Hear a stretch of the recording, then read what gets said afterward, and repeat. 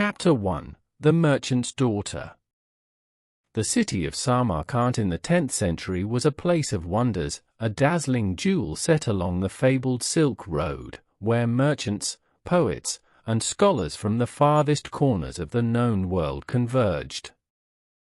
Spices from India filled the air with intoxicating aromas, while the rich hues of Persian silk and the gleaming brilliance of Chinese porcelain created a feast for the eyes. It was a city of trade and culture, a crossroads where East met West, and in its heart stood the grand estate of Master Farhad, one of the wealthiest merchants in all of Transoxiana. Master Farhad had built his fortune through generations of shrewd dealings, his caravan stretching from the bazaars of Baghdad to the imperial courts of Tang, China. His riches were vast, his influence undeniable. But his greatest treasure was not counted among his silks, gems, or gold. It was his daughter, Anahita, a flower within the walls. From the moment of her birth, Anahita was different from the other daughters of merchants and nobles. Where many girls were taught only the domestic arts, she was given access to knowledge few women could claim. She spoke in the tongues of travelers, Persian, Arabic, Greek, and even some of the elusive Chinese dialects. She had a keen mind, nurtured by the scholars who passed through her father's house, men who carried scrolls of wisdom from Byzantium and India.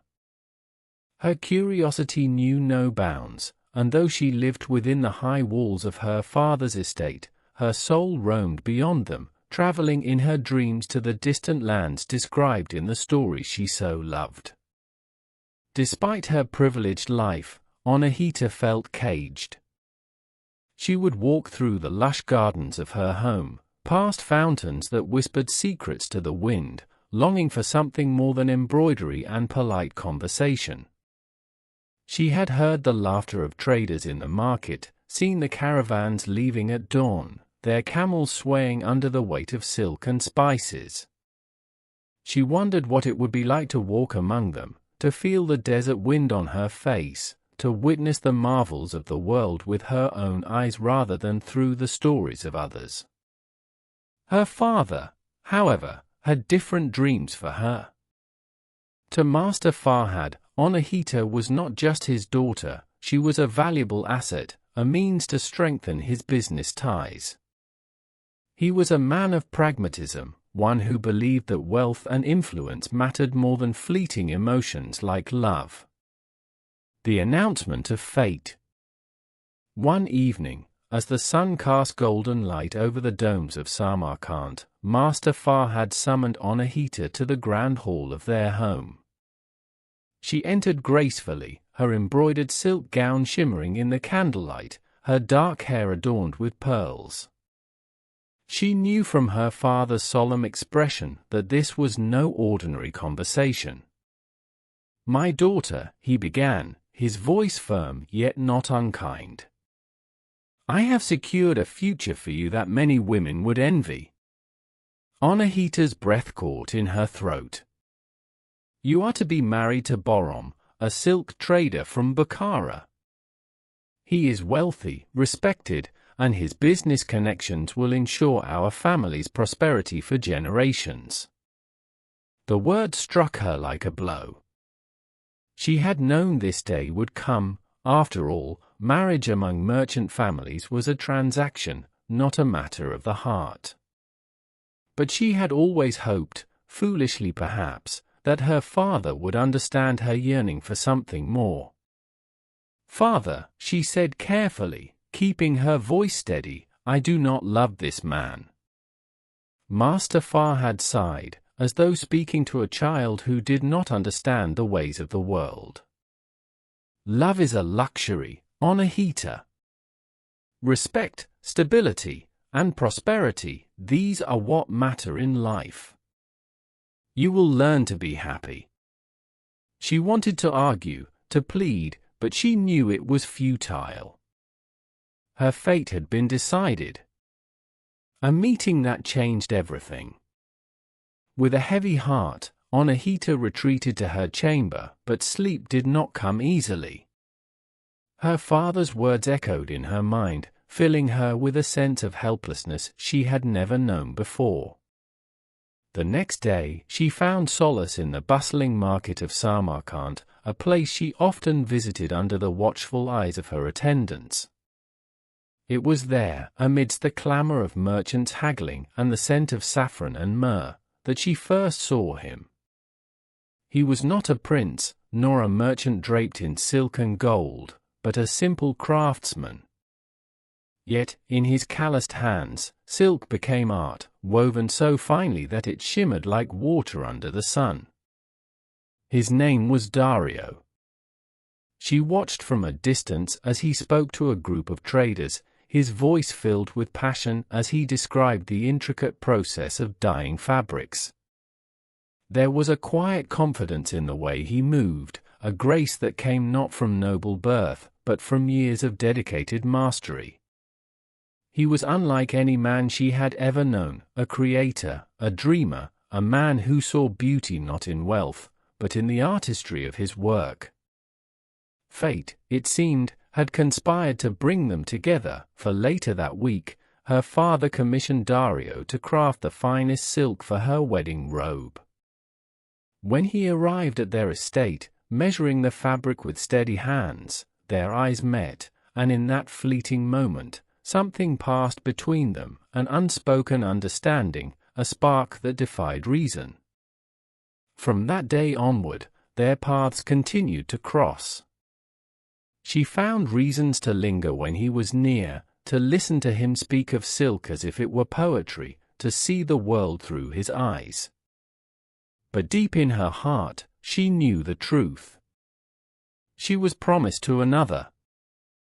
And Daryo, no matter how much her heart whispered otherwise, was a man she could never have. Chapter 2: A Love Forbidden. Daryo was unlike the wealthy men who sought Anahita's hand. He had no grand lineage or inherited fortune, no titles or estates to boast of.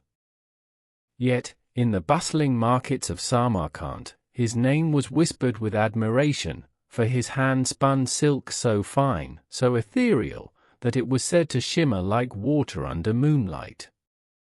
His craft was his legacy, passed down through generations. His father and grandfather before him had woven fabric fit for kings, and though Daryo had no riches, his skill was a treasure beyond gold. Anahita first saw him on a sunlit morning in the bazaar. She had ventured beyond the walls of her father's grand estate, her silken veil draped lightly over her head, shielding her face from those who might recognize her. She moved between merchant stalls, breathing in the mingling scents of saffron and myrrh, listening to the rhythmic calls of traders advertising their wares. It was a world of color and sound, of foreign tongues and clinking coins, a world she longed to be a part of. She stopped near a modest stall where bolts of silk were unfurled in cascades of emerald, crimson, and gold. There, a man stood, his dark hair pulled back, his hand stained faintly with the hues of crushed indigo and saffron. He was speaking with an elderly Chinese merchant, discussing the art of dyeing fabric in deep, rich colors. There was something in his voice, an intensity, a reverence for his craft, that captivated her. The secret is patience, he was saying, his fingers brushing over a length of silk the color of twilight. To weave the finest silk, one must not rush the process. The thread must be spun with care, the dye must seep into the fabric like a whispered promise. Anahita felt a shiver pass through her. She had heard many men speak of wealth, war, and conquest, but never had she heard a man speak of cloth as if it were poetry. Their paths crossed again under far different circumstances. Her father, Master Farhad, ever ambitious, had commissioned a silk wedding robe for his daughter's upcoming marriage to a wealthy trader from Bukhara. Word had spread of a young weaver whose skill surpassed all others, and so Daryo had been summoned to the estate to craft the most exquisite garment Samarkand had ever seen. Anahita watched from behind a carved wooden screen as he entered her father's hall, bowing respectfully. He wore no finery, only a simple tunic, yet there was a quiet confidence in the way he carried himself. When her father handed him a bolt of silk and described his expectations, Daryo listened intently, nodding in understanding. Then, at last, he spoke. A wedding robe should not only reflect beauty, he said, but also the soul of the one who wears it. It was then that Anahita stepped forward, her voice steady but soft. And how does one weave the soul into silk? Daryo looked up, and for the first time, their eyes met. In that fleeting moment, the air between them shifted, as if the very threads of fate had intertwined. He held her gaze, unshaken, though his position in her father's house was one of servitude. With understanding, he said, his voice barely above a whisper. With knowing. A spark ignited, something unspoken, but undeniable. And so, as the days passed and he worked within the walls of her father's estate, their glances lingered a little longer, their conversation stretched beyond what was necessary. She would steal moments to watch him at his loom, marveling at the way his fingers danced over the threads, bringing patterns to life as if conjuring them from dreams. He, in turn, learned the cadence of her laughter, the warmth in her voice when she spoke of the poetry she loved, the longing in her eyes when she gazed upon the world beyond her gilded cage. She had met many men, princes, merchants, scholars, but none had ever stirred her heart like this humble artisan. Daryo spoke to her not as a possession, not as a woman to be bartered for alliances, but as an equal. He did not shower her with empty flattery, but listened, truly listened, to her thoughts and dreams. But love between them was impossible. Anahita was promised to another, a man of power and wealth. To defy her father's wishes was unthinkable. The very foundations of her family's honor rested upon strategic marriages. Daryo, for all his talent, was still a craftsman, a man of humble birth. In the eyes of society, he was unworthy of her. And yet, despite the barriers between them, their hearts betrayed them. Anahita found herself drawn to him in ways she could not explain, and Daryo, despite his better judgment, could not turn away. It was reckless. It was dangerous. But it was real. One evening, as the last threads of sunlight bathed the courtyard in gold, she found him alone, working beneath the shade of a cypress tree. The robe he wove for her was nearly complete, its intricate patterns shimmering like stars upon the midnight blue fabric. "Is it true," she asked, stepping closer, "that even the Emperor of China has sought your silk?" Daryo smiled, a quiet, knowing smile. "He values the craft, not the craftsman." She whispered, her voice barely carrying over the rustling leaves. "Do you think I only value the silk you weave?" He hesitated, his hand stilling over the loom. "You are a merchant's daughter," he said at last. "Your world is not mine." "But what if I wish it were?" Silence stretched between them. The weight of reality pressed down upon them both. Loving her would bring him nothing but ruin. And yet, in that moment, he knew he would give up everything for her, if only she asked. But love does not always yield to desire. Love is bound by duty, by expectations, by forces far greater than the will of two hearts. The wind stirred the branches above them, and Anahita looked away, knowing the truth they could not escape. No matter what they felt, no matter how deeply their souls recognized one another, their love was forbidden. And forbidden love was the most dangerous kind of all. Chapter 3: A Father's Wrath. The moment Master Farhad learned of his daughter's forbidden love, the air in his grand estate turned cold with fury. The news had reached him through the whispers of a trusted servant, a voice laced with worry and indignation. The great merchant, whose name was respected from Samarkand to Byzantium, could not fathom that his only daughter, his most precious jewel, had entangled herself with a mere artisan. Anahita stood before her father in his lavishly decorated chamber, its silk-draped walls and gilded furnishings now feeling like the bars of a prison. The glow of oil lamps flickered against his enraged face, his eyes burning with disappointment and anger. "Is it true?" His voice was sharp, cutting through the heavy silence. "You have disgraced our family by consorting with a craftsman?" Anahita, though trembling inside, held her head high. "I love him, father. Daryo is more than an artisan, he is a man of honor, a man of skill, and his heart is truer than any merchant's wealth." Master Farhad's hand slammed against the wooden table, causing the golden goblets atop it to rattle. "Love," he spat. "Love is for poets and beggars. A woman of your station does not marry for love, she marries for legacy, for alliances, for prosperity." The weight of his words bore down upon her, but Anahita did not waver. "I will not marry a man I do not love. I will not live a life dictated by trade agreements and coin." Master Farhad's fury grew. He saw his carefully laid plans unraveling, years of negotiations crumbling like sand in the wind.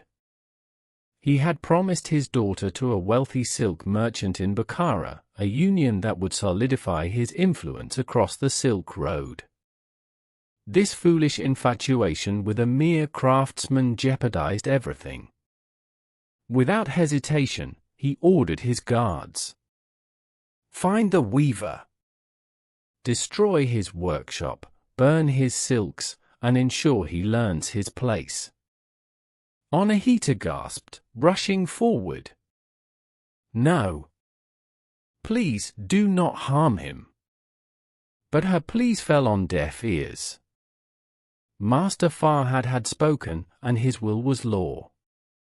That night, the streets of Samarkand bore witness to a terrible injustice.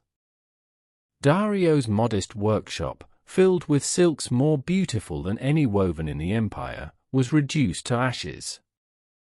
His precious dyes, imported from faraway lands, were spilled into the dirt, staining the cobblestone streets with the colors of his broken dreams. He himself was beaten, his body aching from the blows of Farhad's men. Yet, even as he lay on the cold ground, he did not despair.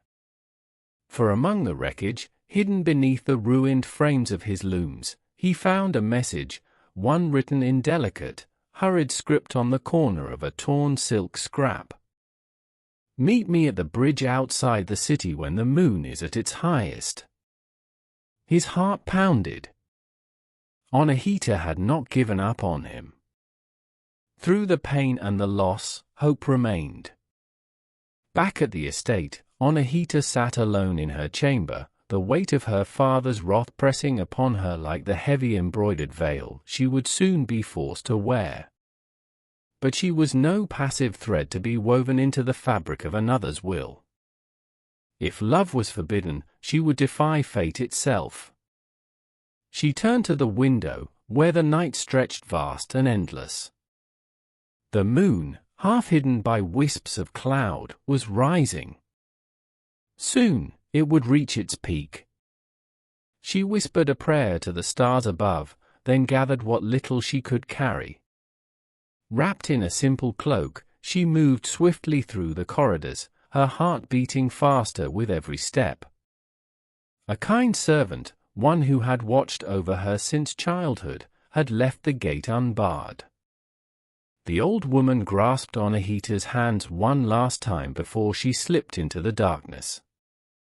"May love guide your steps, child." Anahita nodded, her eyes glistening. Then, without another word, she disappeared into the night, heading toward the bridge, where the fate of two souls would be decided forever. Chapter 4: The Price of Love.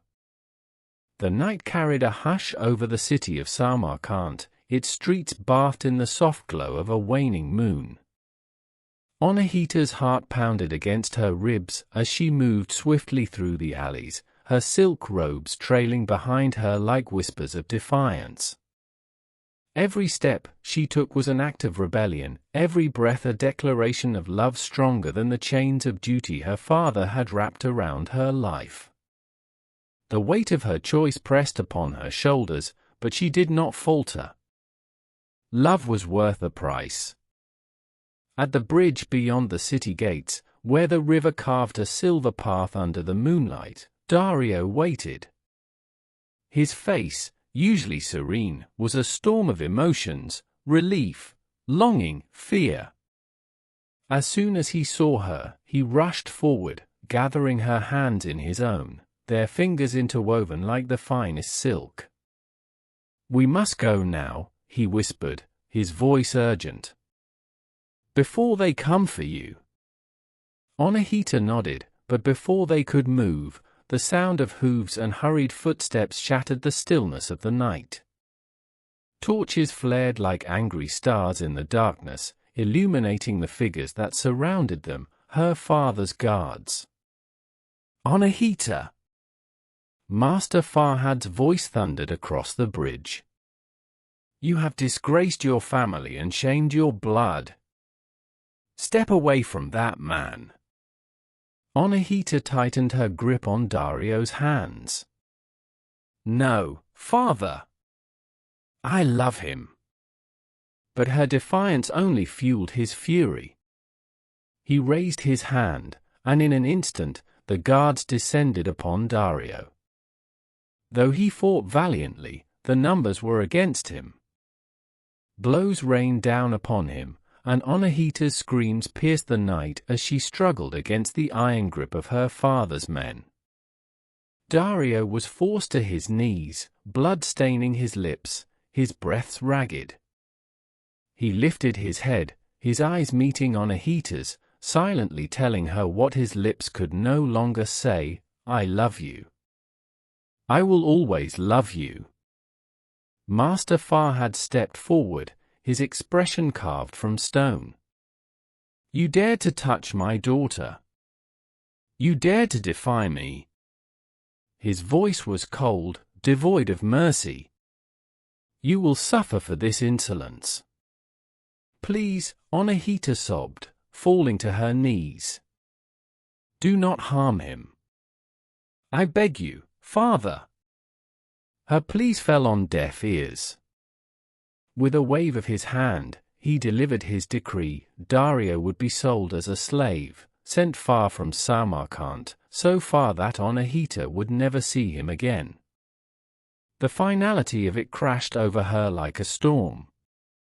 "No," she screamed, trying to break free, but the guards held her firm. Daryo's fate was sealed. Shackles were placed around his wrists, and he was dragged away. He did not struggle, he did not resist. His gaze never left Anahita, memorizing her face as if it were the last thing he would ever see. And for all he knew, it was. The next morning, Anahita stood on the balcony of her father's house, her eyes swollen from a night of tears. Below, a caravan prepared to depart, its camels burdened with goods, and among them, a single man, bound in chains. Daryo. Their eyes met one last time before he was forced forward, swallowed by the sands of destiny. The love they had fought for had been torn apart, leaving only a wound deeper than any lash of a whip. Anahita collapsed onto the cold marble floor, her soul breaking into pieces as the only man she had ever loved was taken from her forever. And so, the price of love was paid in full. Chapter 5: The Loom of Fate. Years passed, but time did little to ease the ache in Anahita's heart. She had been married off to the silk merchant from Bukhara as her father had commanded, and though she bore her husband children and managed the household with grace, her spirit remained untouched, her heart forever lost in the past. She had become skilled in masking her sorrow, wearing a smile at banquets and performing the duties expected of a noble merchant's wife. But in the quiet of the night, when the city of Bukhara was asleep, she lay awake, staring at the ceiling, whispering the name of the man she had lost. Her father had long since passed, his empire of trade flourishing under her brother's watchful eye, but his cruelty had left wounds that no time could heal. Anahita had heard rumors, whispers from passing traders, that a Persian craftsman of unparalleled skill had been taken to India, his silk becoming a marvel even in the courts of emperors. Some said he had been a slave, but had won his freedom through the sheer mastery of his art. Others claimed he had perished in foreign lands, his hands never again touching a loom.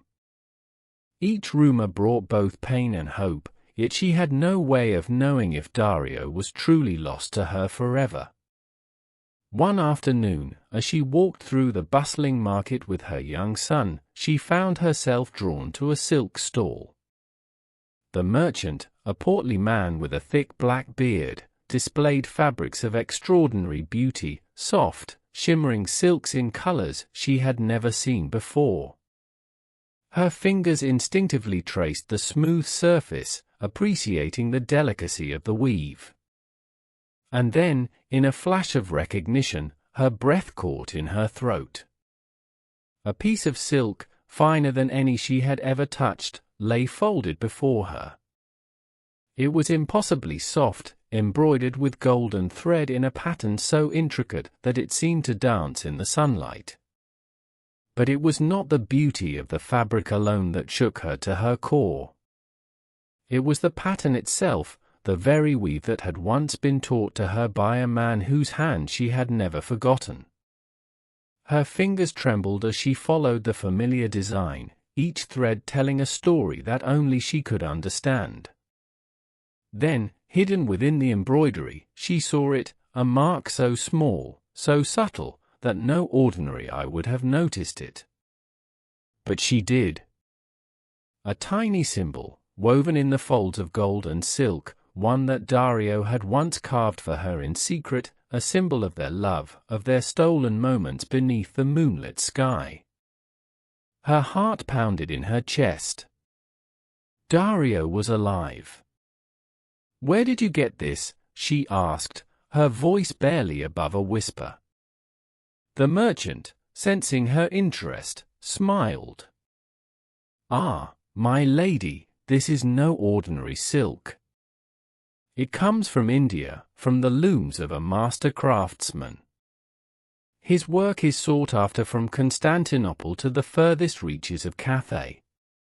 His name," she pressed, her grip tightening on the fabric. "Tell me his name."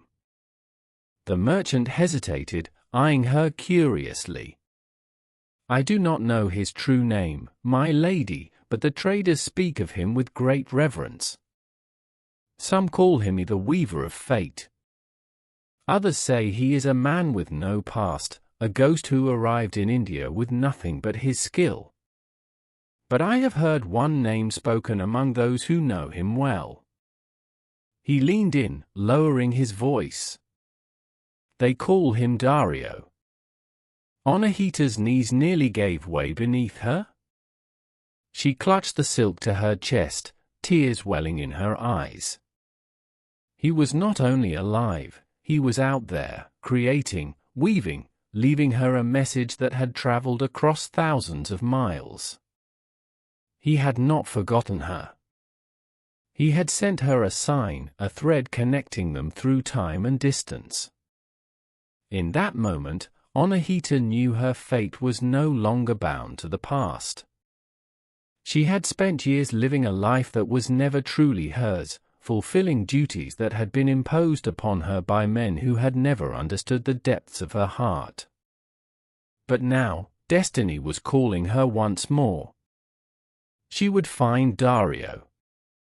No matter what it took, no matter the price she had to pay. She would follow the thread of fate, back to the only man she had ever loved. Chapter 6: The Journey of a Lifetime. Anahita had spent years convincing herself that some things in life were beyond her control, that fate had taken the wheel of her existence and driven her down a path she could never escape. But the silk she held in her hands, the delicate weave, the patterns that spoke of a love long lost, shattered that belief. The moment she traced the hidden mark stitched into the fabric, she knew Daryo was alive. And with that knowledge came something she had not allowed herself to feel in decades: hope. Her fingers trembled as she ran them over the silk once more. It had traveled across vast lands to reach her hands, and now she had to follow its path in return. She told her family that she was embarking on a pilgrimage. It was not a complete lie, in a way, she was. But this was not a journey to seek redemption or divine blessings. This was a journey to reclaim a part of herself she had been forced to bury. The road to India was long and arduous, stretching across deserts that burned under the sun and rivers that whispered ancient secrets. She traveled with a caravan of traders and pilgrims, hiding her true purpose behind the guise of devotion. Every night, as she lay beneath the canopy of stars, she traced the silk's patterns, whispering his name like a prayer. She searched through markets, asked merchants, and followed every thread of rumor like a weaver tracing the path of her own design. She was relentless, gathering each fragment of news like strands of silk until the tapestry of truth was complete. Daryo lived in Delhi. He had become a master among weavers, his skill unmatched, his silk sought after by the wealthiest traders and noblemen. Some spoke of his success with admiration, others with envy. But one thing was clear: he had built his life in the threads of the very trade that had once bound them together. Her heart pounded as she stepped into the grand marketplace of Delhi, where fabrics of every hue swayed in the warm breeze like banners of forgotten dreams. The scent of dyed silk and the rhythmic clatter of looms filled the air. She followed the signs, her hands trembling as she reached the grand workshop that bore his name. It was a vast space, filled with the hum of weavers working tirelessly, their hands moving in patterns of practiced elegance. And then, she saw him. Daryo stood at the heart of the workshop, his fingers guiding a spool of silk through the loom with the same grace she had once watched in or beneath the moonlit bridge of their youth. His hair was streaked with silver, his face lined with the passage of time, but the moment their eyes met, she knew. Time had changed them both, but love had not faded. His hands dropped the spool he was holding. The silk unraveled, forgotten, as his gaze locked onto hers. Anahita could not move. The weight of years, of distance, of all the unsaid words, pressed upon her. Daryo took a step forward, then another, until he was close enough that she could see the disbelief in his eyes, the raw emotion threatening to spill over. "I thought I had lost you forever," he whispered, his voice hoarse. She swallowed hard, her lips parting, but the words would not come. Slowly, he reached out, hesitating just before his fingers brushed against hers, as if afraid she would disappear like a mirage. But she was real. They both were. Tears pricked her eyes. I tried to forget, she confessed, her voice barely above a breath. I tried to move forward, to live the life I was given. But you were always there, in every thread, in every dream. His hand closed over hers, warm and steady. I never married, he admitted. I could never love another. I built my life in silk, in memory of what we lost, hoping, somehow, that our paths would cross again. Her heart clenched. Daryo. But even as she spoke his name, reality loomed over them.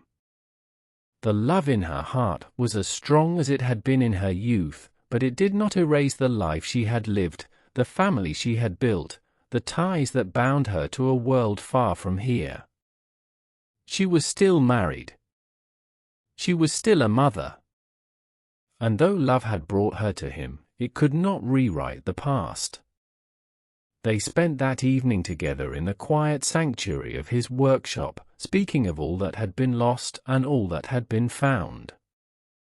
They spoke of their youth, of the stolen moments beneath the bridge, of the dreams they had once dared to dream. They spoke of the lives they had lived apart, of the burdens they had carried, of the years that had passed in longing and silence. But they did not speak of the future. Because they both knew there could be none.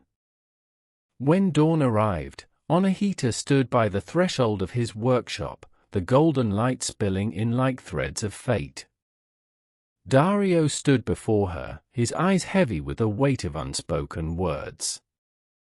She took one last step forward, reaching up to trace the lines of his face, memorizing him as he was in this moment. "You were the great love of my life," she whispered. "And you were mine," he said, his voice thick with emotion. She turned to leave, her heart breaking with every step. But before she could disappear into the crowd, he called her name one last time. When she turned, he held something out to her, a bolt of silk, finer than anything she had ever seen. It shimmered in the morning light, soft as a whisper, strong as the love that had endured between them. "No matter where life takes us," he said, placing it in her hands, "we will always be woven together." She clutched it to her chest, feeling the warmth of his touch lingering in the fabric. Then, without another word, she turned and walked away.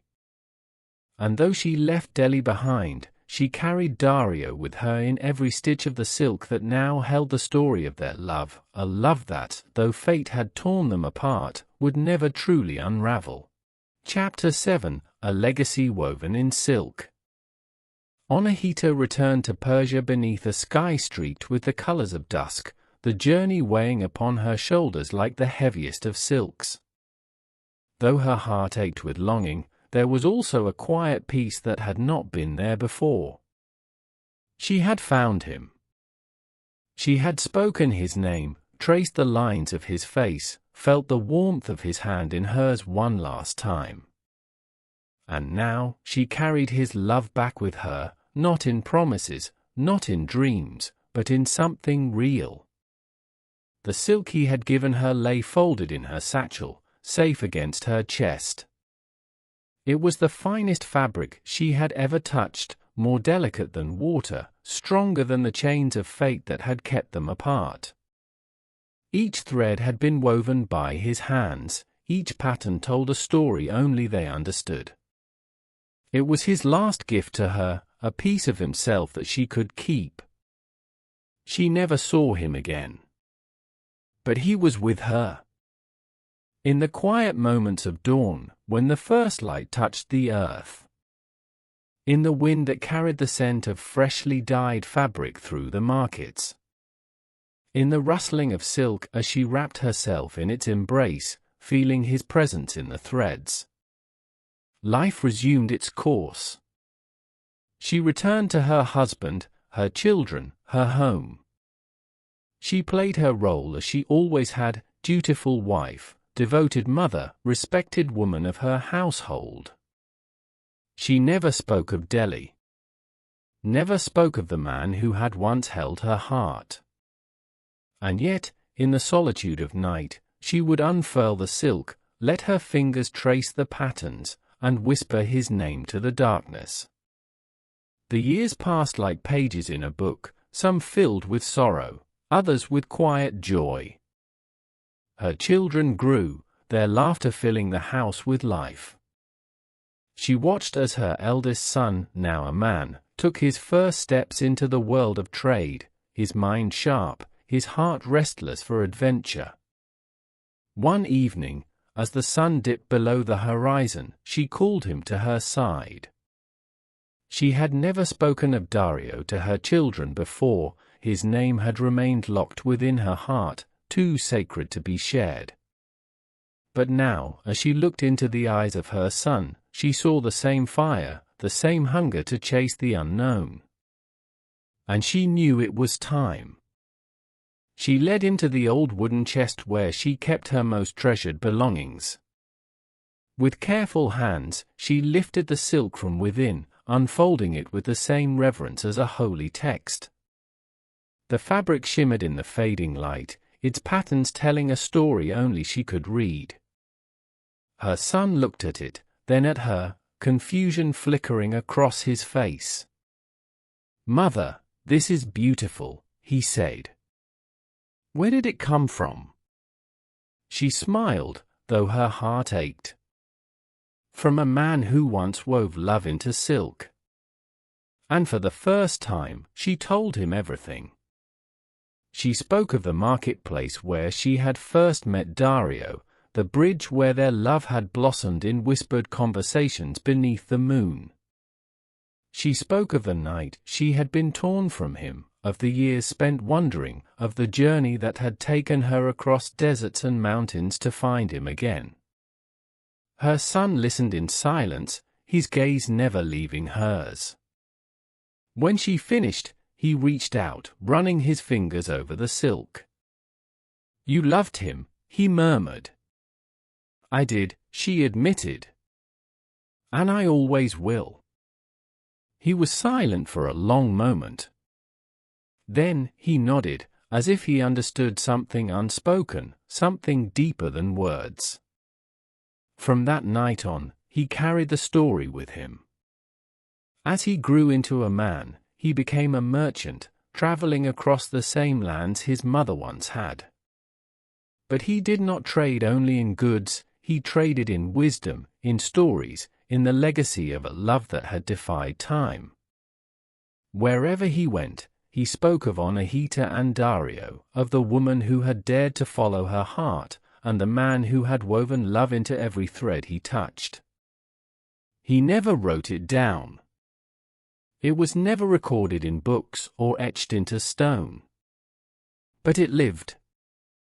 It lived in the silks that passed from one hand to another, in the whispered tales shared by merchants beneath the glow of lanterns, in the hearts of those who understood that love, true love, never truly fades. And so, long after Anahita's time had passed, long after the threads of her own life had unraveled into the fabric of history, the story remained. Not in ink. Not in parchment. But in silk. And in the hands of those who knew how to listen. Chapter 8, Threads of Eternity. The years had not dulled the fire in Anahita's heart. Though she had fulfilled her duties as a wife, raised her children, and played the role society had carved out for her, she had never truly abandoned the love she had lost. Daryo had remained a whisper in the fabric of her thoughts, a shadow stitched into the very silk that draped her home, the softest memory woven into the life she had been forced to lead. And now, after decades of silence, she held proof in her trembling hands, his mark, his love, hidden in the patterns of the finest silk she had ever seen. The fabric felt like a ghost against her skin, impossibly soft, impossibly real. It was not just the quality of the weave that sent a shiver through her, nor the delicate embroidery that seemed almost alive in its brilliance.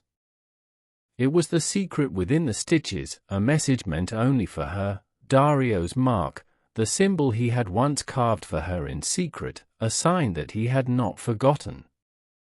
She clutched the silk to her chest, struggling to steady her breath. Was it truly his? Had he woven this cloth himself, or was it the work of his apprentices? Was he still alive, or had his students merely carried on his art? And if he was alive, did he still remember her? A restless determination took hold of her, one stronger than duty, stronger than time. For the first time in her life, she made a choice for herself, without fear of consequence. That very night, long after her husband had fallen into a deep sleep, she lit a small oil lamp and packed only what she needed. A simple robe, a few coins, the silk that had ignited the fire in her soul. Every movement was silent, deliberate. She was no longer a girl sneaking out of her father's house for a stolen moment with the man she loved. She was a woman, weary but resolute, leaving behind a life that had never truly been her own. Before stepping out of the house for the last time, she hesitated. Her fingers lingered on the wooden frame of the doorway, as if bidding farewell to the years that had passed, to the version of herself that had stayed behind. Then, with one last deep breath, she stepped into the darkness. She found a caravan in the marketplace, bound for the lands beyond Persia. Disguised as a simple merchant woman, she blended into the travelers, a ghost among them. The journey was long and perilous, stretching across endless dunes of gold and through mountain passes where the air was thin and unforgiving. She listened as the merchant spoke in hushed voices of a silk master in the city of Lahore. A Persian artisan, they said, whose hands crafted silk so fine it was whispered to rival even the legendary weavers of China. A man who had built a fortune with nothing but his skill, but who lived alone, refusing to take a wife. Anahita closed her eyes against the flood of emotions threatening to overwhelm her. It was him. It had to be. When she finally arrived in Lahore, her heart pounded as she stepped into the bustling streets. The city was alive with colors and scents, but she barely noticed them. Her feet carried her forward as if fate itself were pulling her toward a destination she had waited a lifetime to reach. She found his workshop in the heart of the city, nestled between grand buildings of sandstone and marble. It was larger than she had imagined, with great wooden looms stretching across the courtyard, their rhythmic clatter filling the air like a heartbeat. The scent of dyed silk surrounded her, a familiar perfume from another life. She ran her fingers along the nearest bolt of fabric, feeling the threads that had bound them together even in their years apart. She followed the patterns, the stitches, the unmistakable artistry that had first drawn her to him so long ago. And then she saw him. Daryo stood at the center of the workshop, his back to her, his hands moving with practiced grace over a loom. His touch was light but sure, guiding the threads with the same mastery he had possessed in his youth. The silver in his hair and the lines on his face told of years past, of struggles endured, but to her, he was still the same man she had loved beneath the moonlit bridge. For a moment, she could not breathe.